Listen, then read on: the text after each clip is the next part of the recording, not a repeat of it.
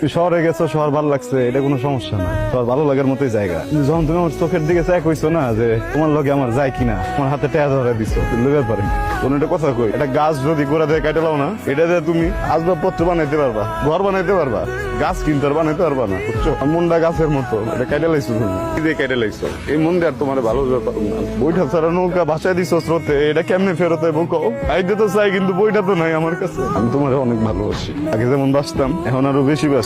তোমার ভালোবাসার জন্য তোমার প্রয়োজন নাই। দূর থেকে দেখুন তুমি ভালো আছো, আমিও ভালো থাকুম। যাও গা, ভালো মানুষ, দোয়া করে দিন অনেক ভালো থাকো। আমার কপালে কৃষক নাই, জমিদার আছে।